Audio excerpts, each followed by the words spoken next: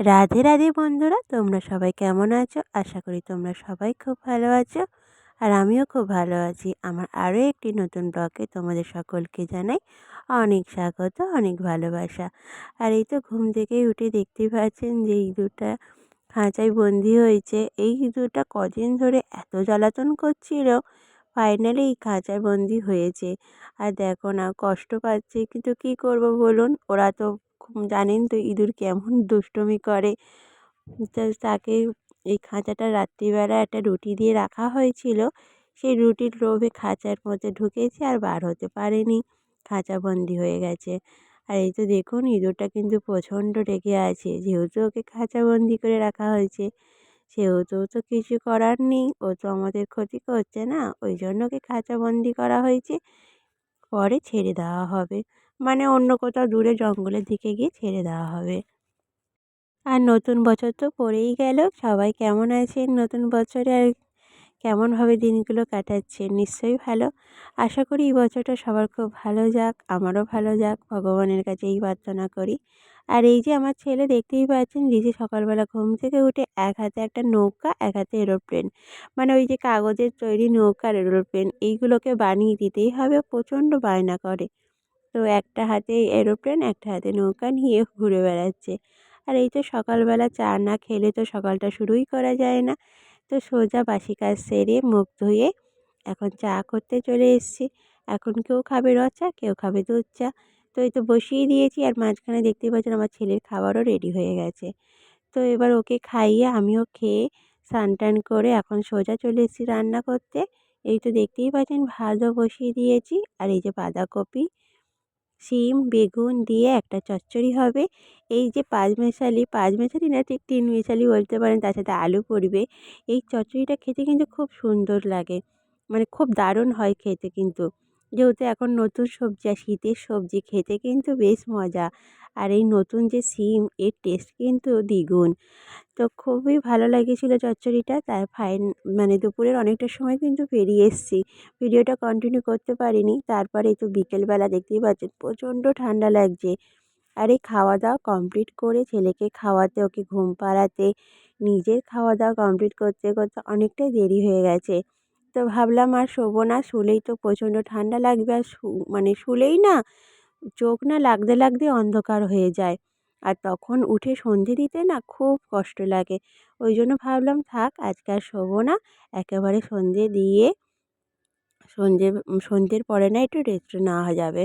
আর rest কি নেবো, আমাদের তো গৃহিণী আমরা, যেহেতু ঘরের মহিলা, আমাদের তো কাজ একটার পর একটা থেকেই যায়। আর কি করা যাবে, কিন্তু এখন শুলে ওই সন্ধেবেলা উঠে সন্ধে দেওয়াটা খুবই কষ্টকর হয়। ওই জন্য একটু বসিয়াই আছি। আর এই যে আমাদের মন্দির দেখতেই পাচ্ছেন, আর এই যে আমাদের বাড়ি এখনও কমপ্লিট হয়নি, মানে বাড়িটা ধীরে ধীরে হচ্ছে। আর বাড়ি করা জানেনই তো, একবার বাড়ি করা শুরু করলে মানে কত যে পরিমাণ খরচা হয়, সেটা যারা বাড়ি করে তারাই জানে। আর এই ধীরে ধীরে কমপ্লিট হচ্ছে, একেবারে করাটা সম্ভব হচ্ছে না। আর এই যে দেখুন, আমি ক্যামেরাটা অন করেছিলাম আপনার সাথে কথা বলবো বলে, কিন্তু এতটা পরিমাণে ঠান্ডা লাগছে যে আর কথাই বলতে পারলাম না। আর এই যে দেখতে পাচ্ছেন, এই যে ফুলটা, এর নাম আমি ঠিক জানি না। এই ফুলটা কিন্তু মানে মতো হয়ে যায়, ঝিমিয়ে যায়। কিন্তু এই বিকেলের টাইমটা দেখি কি না ভালো বেশ ফুটে ওঠে। আমি প্রতিদিন লক্ষ্য করি বিকেলের টাইমটাই ফুলটা কিন্তু বেশ সুন্দর ফোটে। দেখতে কি ভালো লাগছে না? ফুলটা কিন্তু দেখতে খুবই ভালো লাগে, কিন্তু যখন ভগবানের চরণে দেওয়া হয় তখন কিন্তু ফুলটা ঝিমিয়ে পড়ে। ফুলটা কিন্তু সবসময় ফুটে থাকে না। মানে অন্যান্য ফুলগুলো যেমন সবসময় ফুটে থাকে, এই ফুলটা কিন্তু সবসময় ফোটে না। এর নামটা আমি ঠিক জানি না। আপনাদের যদি জানা থাকে অবশ্যই আমাকে জানাবেন। আর এই হলো আমাদের বাড়ি। দেখতেই পাচ্ছেন, সবই হলো ইটের গাঁথনি হয়েছে, ছাদ ফেলা হয়েছে, কিন্তু পুরোপুরি কমপ্লিট হয়নি। ভেতরটা ধীরে ধীরে প্লাস্টার হচ্ছে, বাইরেটা এখনও প্লাস্টার হয়নি। আর এই টুকটুক করে কাজ এগোচ্ছি। আমরা কিন্তু এখন ওই বাড়িতে থাকি না, আমরা পাশে, মানে পাশে যে বাগান মতো আছে সেখানেই ছোট একটা টিনের ঘর করে আমরা কিন্তু সবাই আছি।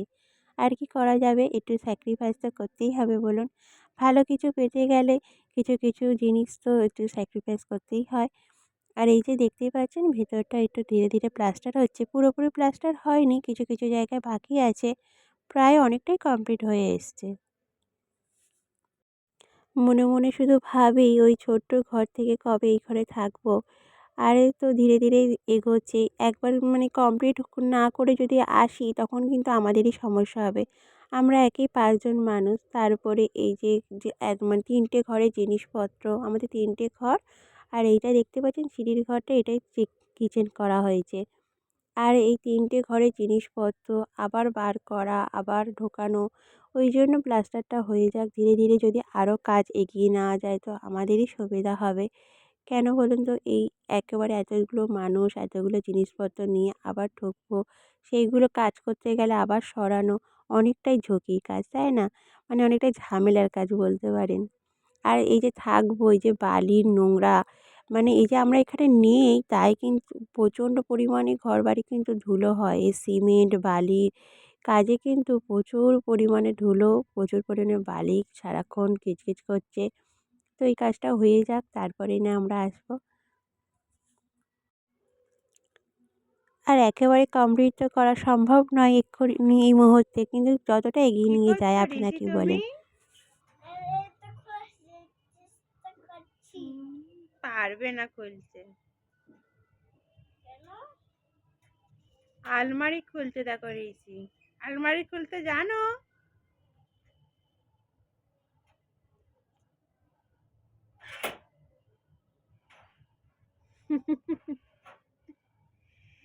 ঋষি আলমারি খুলছে। আর আলমারি খুলছেই না, কি হবে এবারে তাহলে?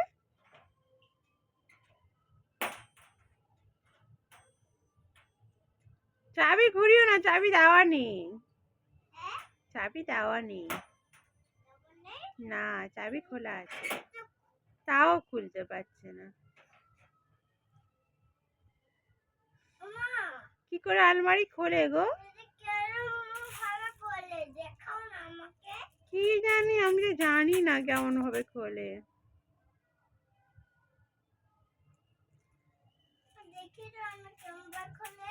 আমি জানি না তো কিরম ভাবে আলমারি খোলে। আরো চেষ্টা করছে, তবে ঋষির চেষ্টা আছে। থাক, ওরম করে না, আমি পরে খুলে দেবো।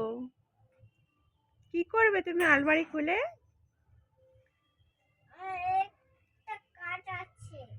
ঋষি ফুল চেষ্টায় আছে।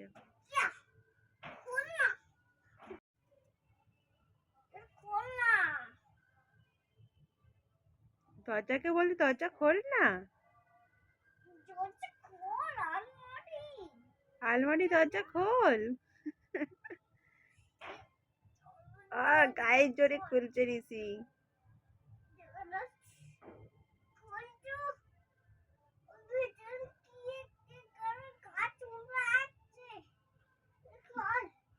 দেখতে পাচ্ছো?